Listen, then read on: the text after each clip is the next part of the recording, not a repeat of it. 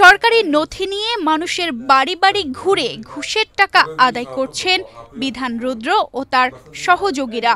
সরকারি নথি পর্যালোচনা করতে সহযোগীদের সাথে বৈঠক করছেন। এরকম একটি ভিডিও সামাজিক যোগাযোগ মাধ্যমে ব্যাপকভাবে ছড়িয়ে পড়ে। আর তখনই টনক নড়ে প্রশাসনের। আটক করা হয় কক্সবাজার জেলা প্রশাসনের ভূমি অধিগ্রহণ শাখার আলোচিত দালাল রুদ্রকে।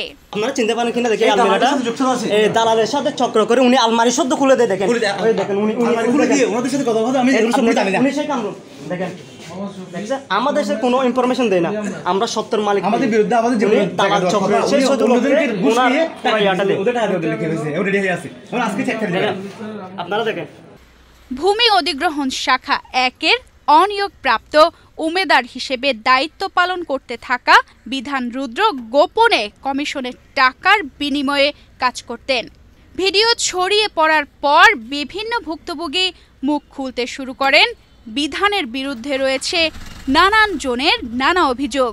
এক্সট্রিম মশার কয়েল প্ল্যান্ট ফাইবার দিয়ে তৈরি, তাই সহজে ভাঙে না, সুগন্ধিযুক্ত ও নিরবিচ্ছিন্নভাবে জ্বলে। ডেঙ্গু, চিকুনগুনিয়া বাহী সহ যে কোনো মশার বিরুদ্ধে দেয় এক্সট্রিম সুরক্ষা। কেন আমরা সবই স্বাধীনতা পাই এরকম দুর্নীতি কেন হবে? এখানে এসে কেন এরকম দুর্নীতি হবে? এরকম মানুষের সেন্টারে জায়গা জমির মধ্যে এগুলো বাদ বিচার না করে এখানে স্যার বিয়ার এবং এর শাখা মিলে সবাই মিলে তারা কি করে? দালালদের সাথে যুগসাথ আছে, যারা প্রকৃত মালিক তাদের সাথে তারা কি করে? যুগসাথ তারা টাকা দিয়ে দেয়, এমনকি যারা প্রকৃত তাদেরকে হয়রানি করে। এটা হচ্ছে এখানে চলতে এরকম এক ফোনের দরখাস্ত দিয়ে ডিসি সাহেবের মানে আর ডিসি সাহেবের বহুত হেল্প করছে সার্বিয়ার বাগরুল্লাহ। হ্যাঁ তারপর তো এর মানে কি রিমুনিয়া 50 টিয়ার ধরে অর্ধেক টিয়া লইয়ে রে মানে আর 77 লাখ 61,073 টিয়া মানে টিয়া দিবে লাগে চেক। জেলা প্রশাসকের আদেশে এবং এডিসি নিজাউদ্দিন আহমেদের নির্দেশে অভিযান চালান এডিসি MK ইনজারুল হক। অভিযান চালিয়ে বিধান রুদ্রকে নথিপত্র সহ আটক করা হয়। তাদের যে কাগজপত্র সেটা আমরা দেখেছি। প্রাথমিকভাবে যেটা দেখে মনে হয়েছে যে তাদের জমি জমা নিয়ে শরিকদের মধ্যে একটা মামলা চলমান রয়েছে, একাধিক মামলা।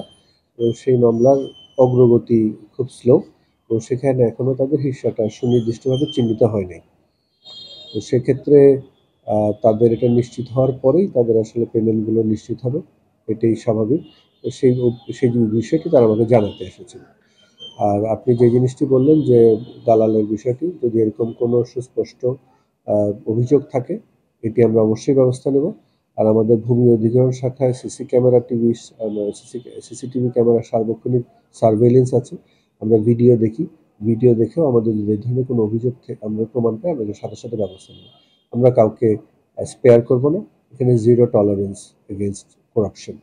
প্রশাসনের এই পদক্ষেপে স্বস্তি প্রকাশ করছেন সাধারণ মানুষ।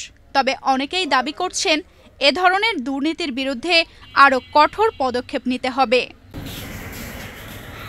তানজিদা রহমান, ইনায়া, বাংলাদেশ প্রতিদিন।